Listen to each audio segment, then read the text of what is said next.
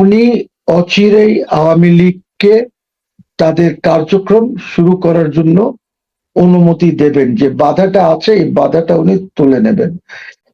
So Tarique সাহেব যেটা চেয়েছিল যে আমি ঠিক আছে Sheikh Hasina will come back, আমিও আওয়ামী লীগকে স্পেস দেব, বাট ওনার একটা ইন্টেনশন ছিল যে 1.5-2 বছর পর দেব বা 2-2.5 বছর পর দেব, which is not going to happen.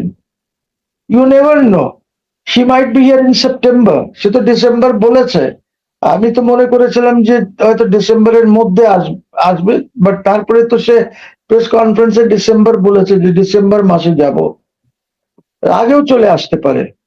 Situation এমনই হয়ে গেছে এখন। কি যেন একটা হচ্ছে আপনার দীনেশ ত্রিবেদী, তিনি বাংলাদেশের স্বরাষ্ট্রমন্ত্রী, জ্বালানি মন্ত্রী, পররাষ্ট্রমন্ত্রী, প্রধানমন্ত্রী, পররাষ্ট্র উপদেষ্টা, সবশেষ প্রধানমন্ত্রীর সঙ্গে দেখা করলেন। দেখা করে তিনি উড়ে গেলেন দিল্লিতে সঙ্গে সঙ্গে, সেখানে গিয়ে তিনি নরেন্দ্র মোদীর সঙ্গে মিটিং করলেন। আবার সার্জিও গোর ট্যুর করে গেছেন, তিনি আবার দিল্লিতে অজিত দোভালের সঙ্গে মিটিং করলেন। অজিত দোভাল বাংলাদেশের রাজনীতিতে একটা গুরুত্বপূর্ণ স্টেক হোল্ডার বলতে পারি আমরা, কারণ অনেকেই মনে করেন যে শেখ হাসিনা ইন্ডিয়া চলে যাওয়া, সেখানে থাকতে পারা, এগুলো অনেক কিছুই অজিত দোভাল ইনভলভ। ইন্ডিয়ান সেনাবাহিনী প্রধান যেরকম ইনভলভ, অজিত দোভাল ইনভলভ। এই সময় বাংলাদেশের সোশ্যাল মিডিয়ায় খুব জোর আলাপ যে আওয়ামী লীগের উপর নিষেধাজ্ঞা তুলে নেওয়া হচ্ছে, যদিও তথ্যমন্ত্রী অস্বীকার করেছেন। আপনার কি মনে হয় যে ইন্টারন্যাশনাল প্রেসারে এই ধরনের কোনো পরিস্থিতি তৈরি হচ্ছে, জনাব মহসিন রশিদ? জি, প্রেসার তো বটেই। তার কারণ হচ্ছে যে তারেক সাহেব মনে করছেন, স্পষ্ট ভাবে মনে করছেন দ্যাট ওনারও আওয়ামী লীগের প্রয়োজন আছে two counter balance Jamaat Islami আর এনসিপি। আপনি শেখ হাসিনা কেন্দ্রিক সার্জিও গোর ছোটাছুটি করছে বলে কি আপনি মনে করেন? অনেকে সন্দেহ করে কিন্তু যে সার্জিও গোর বাংলাদেশে আসলো, ইন্ডিয়া গোর এবং অজিত দোভাল মিটিং হলো বাংলাদেশের ট্যুরের পরপর, এখানে কি সার্জিও গোর কোনো ভূমিকা রাখছে কিনা?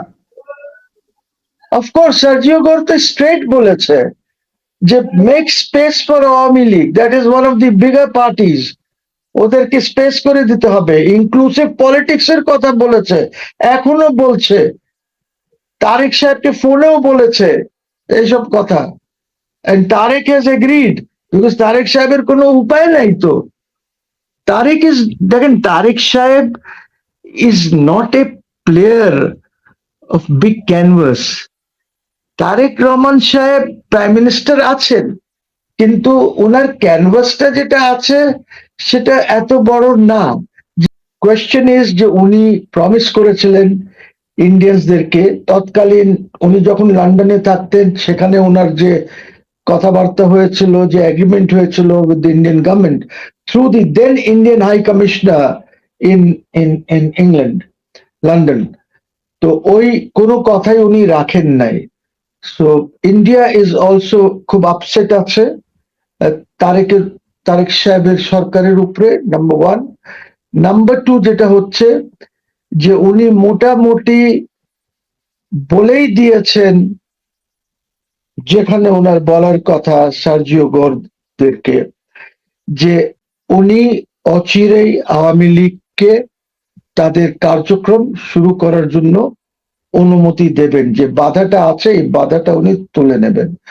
এখন কথা অনেকগুলি হচ্ছে, আইসিটি নিয়েও কথা হয়েছে যে আইসিটি কি হবে, শেখ হাসিনা আসবেন, উনি এই আইসিটিতে যে বিচার টিচার হচ্ছে এইগুলি, India is not very happy, India মানেও না এই বিচারগুলি, ঠিক আছে, আমেরিকানসরাও মানে না। আমাদের শেখ হাসিনাকে নিয়ে ওই যে খলিলুর রহমান আছে না, আর সাথে ওই যে একটা থাকে হুব্বা, nonsense of a man, adviser যে প্রাইম মিনিস্টারের, কি নাম ওর, হুমায়ুন কবির, জি। সে তো যখন খলিলুর রহমান বলল যে না আওয়ামী লীগ নিয়ে কোনো আলাপ হয়নি, না অমুক নিয়ে আলাপ হয়নি, তমুক নিয়ে আলাপ হয়নি, যখন আওয়ামী লীগের কথা উঠলো তখন দিস ফেলো হুমায়ুন কবির বলছে যে ইররেলিভেন্ট, আওয়ামী লীগ ইজ ইররেলিভেন্ট। এখন বুঝতে পারতেছে যে আওয়ামী লীগ কত রেলিভেন্ট। ওই যে জয়েন যে এসেছিল আমাদের ইন্ডিয়ান র হেড, এবং তার সাথে আরো 3জন এসপিজি টেসপিজির যে লোকজন এসেছিল, ওরা কি আপনার এখানে চা খেতে এসেছিল যে বাংলাদেশে চা ভালো বানায়, না তারা প্রেম করতে এসেছিল? তারা এসেছিল শেখ হাসিনার ব্যাপারে কথা বলতে। শেখ হাসিনাকে কিভাবে সিকিউরিটি দেবেন আপনি? আপনি পারবেন দিতে, না আমাদেরকে দিতে হবে? এইসব আলাপ করতে এসেছিল। আমাদের ইন্টেলিজেন্সিদের সাথে আলাপ করেছে, সবার সাথে আলাপ করে গেছে তারা। তো এখন গভর্নমেন্ট বুঝতে পারতেছে গুরুত্ব শেখ হাসিনার আর আওয়ামী লীগের, এবং শেখ হাসিনা তো আগেও আসতে পারেন। Who knows, Sheikh Hasina may come in September. যেভাবে সবকিছু চলছে, আপনি দেখেন নেপালের যে প্রধানমন্ত্রীকে আন্দোলনের মাধ্যমে সরানো হয়েছিল Deuba, his back in Nepal. সে তো চলে আসছে, হিজ ব্যাক, নেপালে চলে আসছে। ওর তো লোকজন সব, সে তো জিপে দাঁড়ায় লোকজন ওকে ইয়ে করছে, রিসিভ করছে। সো কোয়েশ্চেন ইজ যে শেখ হাসিনার তো দুবের চেয়ে অনেক বেশি পপুলার। এখন তো সবাই শেখ হাসিনারই কথা বলে। কেন বলে? Because of the failure of the Yunus government as well as failure of this government. যেভাবে আপনার গ্যাসের সংকট, যেভাবে আপনার কারেন্টে যে পাওয়ারের সংকট, যেভাবে জিনিসপত্র সংকট, যেভাবে কাঁচামরিচ 400 টাকা হয়ে গেছিল, আপনাকে তো ইন্ডিয়ার কাছে যেতে হয়েছে। তো ইন্ডিয়ার কথা শুনতে হবে এখন আপনাকে। বিকজ আপনাকে এখন যদি মনে করেন যে world bank, IMF, they will help you out or they will bail you out, no, I am sorry, they will not. Because the American administration is not supportive of you. American administration আপনাকে দেখছে, বাংলাদেশকে দেখছে আপনার ইন্ডিয়ার চোখে, Sergio গোরের চোখে দেখছে। তারা ডাইরেক্টলি দেখছে না। আপনাকে যদি হেল্প দরকার হয় আমেরিকা, আপনি যে মনে করেছিলেন, এই গভর্নমেন্ট যে মনে করেছিল যে পশ্চিমা আমার সাথে আছে, নো, আই এম সরি, পশ্চিমাস আর নট উইথ ইউ। পশ্চিমাস want Sheikh Hasina to be back. আর এই পলিটিক্সটা আপনাকে বোঝা উচিত। বিকজ ডেমোক্রেটস এই সরকারকে যে রিজিম চেঞ্জ করেছে, এটার মধ্যে তো Republican were not involved, Trump was certainly not involved.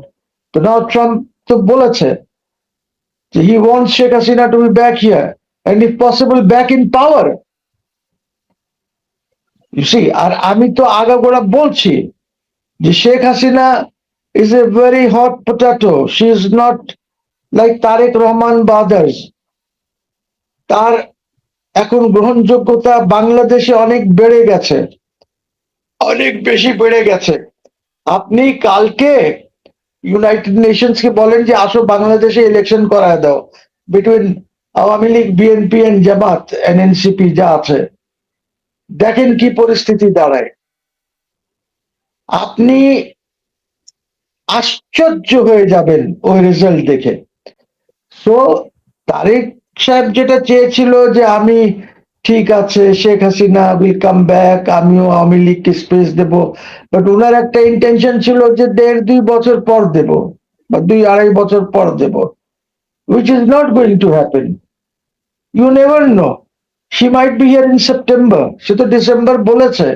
আমি তো মনে করেছিলাম যে হয়তো ডিসেম্বরের মধ্যে আসবে, বাট তারপরে তো সে প্রেস কনফারেন্সে ডিসেম্বর বলেছে যে ডিসেম্বর মাসে যাব।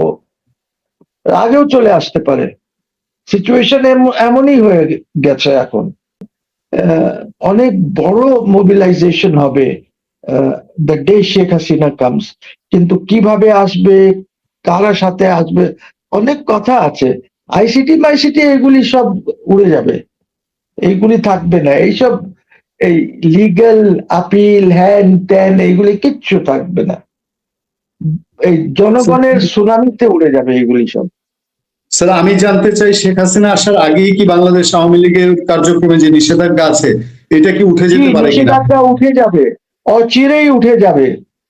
নিষেধাজ্ঞা অচিরেই, ভেরি সুন নিষেধাজ্ঞা উঠে যাবে। এই মাসে না উঠলে when Tarique Zia goes to meet Modi সাহেবের সাথে দেখা করতে, হয়তো শোনা যাচ্ছে যে উনি অগস্ট মাসে শেষের দিকে উনি একবার হয়তো দিল্লি যাবেন। যেহেতু মোদি সাহেব ওনাকে প্রাইম মিনিস্টার অফ বাংলাদেশ হিসাবেও দাওয়াত দিয়েছেন। আমি জানি না এই দাওয়াতটা বোধহয় হয়তো দীনেশ নিয়ে আসবেন, হাই কমিশনার সাহেব নিয়ে আসবেন, ওনাকে দেবেন। তো ওনার হাতে দুইটা দাওয়াত থাকবে। একটা দাওয়াত হলো বাইল্যাটারাল ভিজিট প্রাইম মিনিস্টারের ইন্ডিয়ায়, আরেকটা দাওয়াত তো আগের থেকে দেওয়া আছে বিমস্টেক, এবং ওর আগেও দাওয়াত দেওয়া আছে, পুরো ফ্যামিলিকে নিয়ে আমন্ত্রণ জানিয়েছিল ইন্ডিয়া।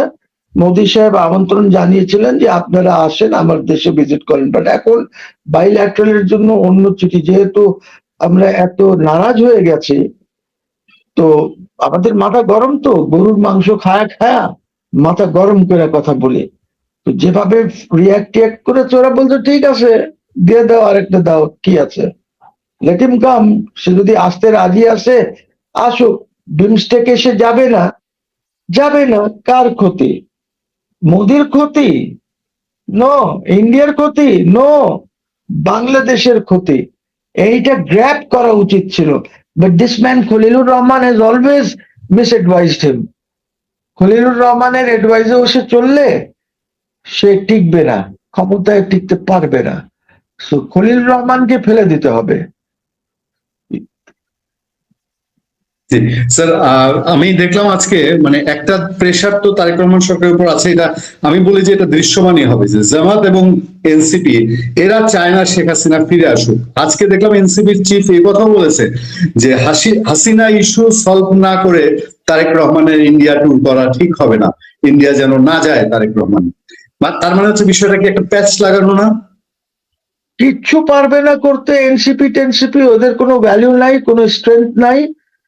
আওয়ামী লীগ মাঠে ছিল না দেখে ওরা এই 30% 32% ভোট যাই আছে তারা ক্লেম করতেছে সেটা পেয়েছে, বা কিছু সিটস পেয়েছে। If Hasina was in the field এই কিছুই পাইতো না। They would have been reduced to 5-6%। So এখন এখন Hasina will come back to Bangladesh. Awami League তাদের কার্যক্রম শুরু করবে, অচিরেই করবে। That day is not very far when Tarek Rahman will have to lift। এখন ইট ডিপেন্ড যে তারেক রহমান আগে লিফট করবে না ইন্ডিয়ার থেকে এসে লিফট করবে।